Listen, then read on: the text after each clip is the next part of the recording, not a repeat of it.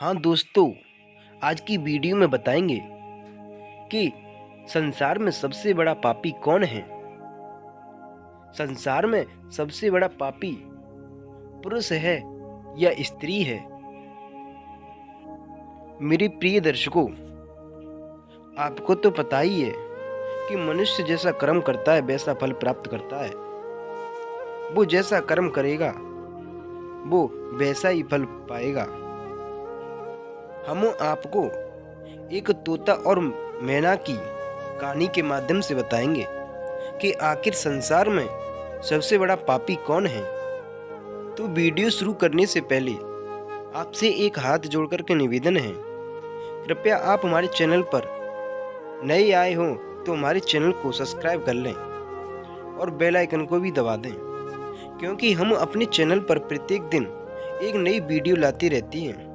हमारी वीडियो एक सच्चाई से जुड़ी रहती है जो आपको समझाने का प्रयास करती है, जो आपको ज्ञान की बातें बताती है। तो कृपया करके हमारे चैनल को सब्सक्राइब कर लें और बेल आइकन को दबा दें, ताकि हम कोई भी वीडियो अपने चैनल पर डालें तुरंत आपके पास वीडियो की नोटिफिकेशन पहुंच जाया करेगी। आप उस वीडियो को देख लिया करोगे। तो आपका कीमती समय बर्बाद ना करते हुए चलते हैं वीडियो की तरफ। तो आज की कहानी में बताने जा रहे हैं कि संसार में सबसे बड़ा पापी कौन है। मनुष्य पाप तो करता जाता है, लेकिन उसे अपने पापों का कोई ध्यान नहीं रहता। वो जाने और अनजाने में पाप करता है, लेकिन कभी किसी को ये नहीं पता कि संसार में सबसे बड़ा पापी कौन है। तो एक बार की बात है, एक नगर में एक राजा रहता था। वो राजा बहुत ही दयालु और संस्कारी था। वो एक धर्मार्थ राजा था। अपने प्रजा के लोगों को कोई कष्ट नहीं होने देता, उनके कष्टों का समाधान करता, लेकिन अपने प्रजा के लोगों को कोई हानि नहीं होने देता। उनको सदा वो खुश रखता और न्याय को न्याय दिलाता और अन्याय को वो दंड देता। ऐसा वो राजा था। तो उस राजा के पास एक तोता और मैना रहते थे। वो राजा तोता और मैना को एक ही पिंजरे में रखता था। तो एक बार की बात है, जब तोता और मैना आपस में बातें कर रही, इधर में तोता कहता है कि इस संसार में सबसे बड़ा पापी स्त्री है। इधर मैना कहती है, नहीं, संसार में सबसे बड़ा पापी पुरुष है। इस बात को लेकर उन दोनों में झगड़ा हो जाता है और अपनी अपनी बात रखते हैं। तोता कहता है कि इस संसार में सबसे बड़ी पापी स्त्री है, और मैना कहती है, नहीं, संसार में सबसे बड़ा पापी पुरुष है। तो मेरे प्रिय दर्शकों, जब राजा ने उन दोनों के झगड़े को देखा तो राजा पास में आता है और दोनों को पूछता है कि आप आपस में क्यों लड़ रहे हो। तो तोता ने राजा से कहा कि मैं इस मैना से कह रहा हूं कि इस संसार में सबसे बड़ा पापी स्त्री है, लेकिन ये मैना मेरी बात नहीं मान रही है। इधर मैना भी बोलती है, नहीं राजा साहब, इस संसार में सबसे बड़ा पापी पुरुष है। तो वो राजा कहता है कि मैना, आप पहले बताओ कि इस संसार में सबसे बड़ा पापी पुरुष कैसे है। तो मैना एक कहानी के माध्यम से बताती है। तो मैना कहती है कि एक बार की बात है, एक नगर में एक साहूकार का बेटा था। वो साहूकार का बेटा शराबी और जुएबाज और सट्टेबाज था। वो जुआ खेलता था और शराब पीता था। जब साहूकार अपने बेटे को मना करता, लेकिन वो बेटा मानता नहीं। साहूकार उसे समझाते समझाते एक दिन उसकी मृत्यु हो जाती है। साहूकार मर जाता है और वो लड़का अकेला रह जाता है। जो भी उसके पिता का धन था, उस लड़के ने पूरा बेच दिया जुआ खेला, सट्टा लगाया, उसके पास जो भी धन दौलत थी उसने सब कुछ खत्म कर दिया। अब वो लड़का, उसके पास रहने को घर भी नहीं था, उसने सब कुछ बेच दिया। अब वो लड़का बाहर निकल जाता है। जब वो निकल कर जा रहा था तो एक नगर के पास पहुंचा। वहां के राजा ने देखा उस लड़के को, तो राजा ने सोचा कि ये लड़का तो बहुत ही सुंदर है, ये लड़का शायद अच्छे घर का है। तो राजा ने अपने सैनिक उस लड़के को बुलाने को भेजे। जब राजा के सैनिक उस लड़के को बुला करके लाए तो राजा ने पूछा कि आप ऐसे क्यों घूम रहे हो? तो उस लड़के ने जवाब दिया कि हे राजा साहब, मैं रास्ते में आ रहा था, तभी कुछ गुंडों ने मुझे पकड़ लिया और मेरे पास भी जो भी पैसा था वो सब मुझसे छुड़ा लिया। ऐसा उस लड़के ने राजा से झूठ बोला। राजा उसकी बात को सच समझ बैठा। राजा उस लड़के पर मोहित हो गया और सोचने लगा कि मैं अपनी लड़की की शादी इस लड़के से कर दूं तो कितना अच्छा रहेगा, लड़का भी सुंदर है। जब राजा ने उस लड़के से पूछा कि बेटा मुझे एक बात बताओ, क्या आप मेरी लड़की से शादी करोगे? तो वो लड़का मन ही मन में मुस्काने लगा और उस लड़के ने कहा कि राजा साहब, आपने फैसला कर लिया है तो मैं भला कैसे मना कर सकता हूँ। वो लड़का शादी करने के लिए तैयार हो जाता है और राजा अपनी लड़की की शादी उस लड़के से कर देता है। जब राजा ने अपनी लड़की की शादी उस लड़के के साथ की तो उस लड़के को दहेज में बहुत सारा धन देता है, बहुत सारे हीरे जवाहरात देता है और उस लड़के के साथ अपनी लड़की को विदा कर देता है। उनके साथ कुछ सैनिक भेजे।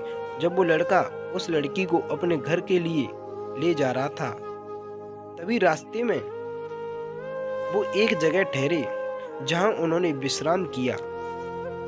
तभी लड़का उस लड़की से कहता है कि आज से मैं तुम्हारा पति हूं और तुम्हारा धर्म है कि पति का पतिव्रता धर्म निभाना। और उस लड़के ने कहा कि यहाँ पहले मुझसे कुछ गुंडों ने मेरे पैसे छुड़ा लिए, मेरा सब कुछ मुझसे छीन लिया। आप मुझे जो गहने पहनी हो मुझे दे दो, जो भी आपके पास है सोना चांदी आप मुझे दे दो, नहीं यहाँ कुछ गुंडे आ जाते हैं। ऐसी बात कहकर उसने राजा की लड़की से सारे पैसे और हीरे जवाहरात ले लिए। जब वे विश्राम कर रहे थे तो उस लड़के ने जो सैनिक साथ में आए उनको मार डाला और उस राजा की लड़की को एक कुएं में ढकेल दिया और वहां से वो लड़का भाग जाता है। वो लड़का सोचता है कि मैंने अपनी पत्नी को तो कुएं में ढकेल दिया और सैनिकों को मार डाला, अब मेरी बात को कोई नहीं जानता कि इसके साथ क्या हुआ। तो जब उस लड़की को कुएं में ढकेला तो वो जिंदा थी और उस कुएं से आवाज लगाने लगी। तभी उस रास्ते से कुछ व्यक्ति वहां से जा रहे थे। जब उन लोगों ने उस लड़की की आवाज सुनी तो उन्होंने उस लड़की को बाहर निकाल लिया कुएं से और वो लड़की अपने घर चली जाती है। जब राजा ने देखा कि मेरी पुत्री वापस कैसे आ गई तो अपनी बेटी से पूछा कि बेटी क्या हुआ। तब उस लड़की ने जवाब दिया कि पिताजी हम रास्ते में जा रहे थे, तभी कुछ वहां गुंडे आ गए और मुझे और हमारे सैनिक को बहुत मारा और मेरे पति का कुछ पता नहीं है कि वो कहाँ हैं। ऐसा लड़की ने अपने पिता से झूठ बोला। वो लड़की बहुत ही पतिव्रता नारी थी, वो अपने पति का धर्म निभा रही थी, वो अपने पति को मरवाना नहीं चाहती। जब वो लड़का अपने घर पहुंचा तो उसके पास कुछ दिन जब उसने उस धन दौलत से जुआ सट्टा खेला, वो सारा पैसा धन दौलत उसने फिर बर्बाद कर दिया। उस लड़के ने सोचा, क्यों नहीं मैं राजा के पास जाऊं, कह दूंगा कि आपकी बेटी को कुछ धन दौलत की आवश्यकता पड़ी है और मैं राजा से ऐसा बोलकर और धन दौलत ले आऊंगा।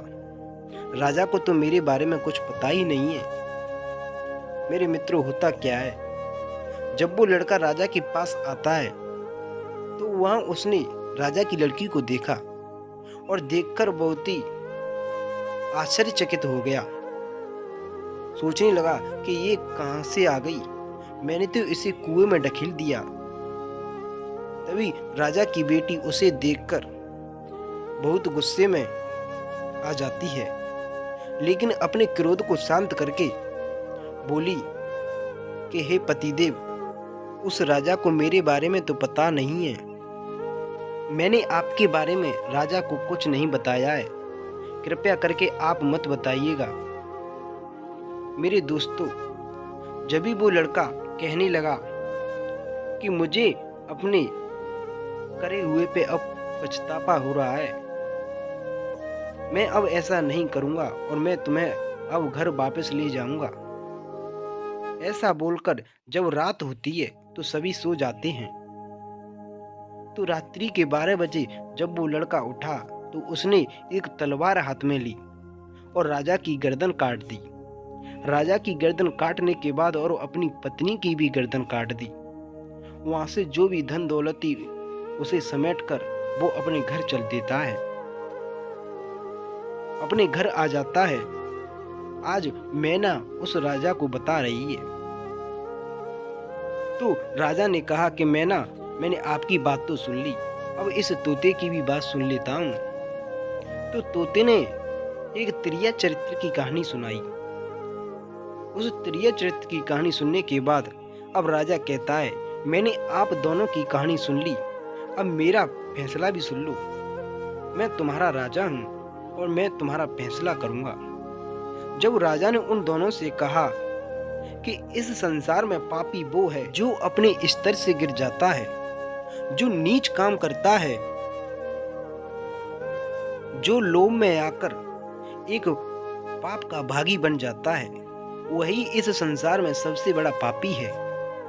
मेरे प्रिय दर्शकों, राजा की बात सत्य है। अरे पापी तो वो है जो नीच काम करता है, जो अपने स्तर से गिर जाता है, पापी वही कहलाता है। आज राजा ने अपना फैसला सुना दिया। तो मेरे मित्रों, आप भी उस राजा के फैसले से सहमत हो तो हमारी वीडियो को लाइक, शेयर एंड चैनल को सब्सक्राइब कर दें। मिलेंगे आपको एक नेक्स्ट वीडियो में। धन्यवाद मेरे मित्रों।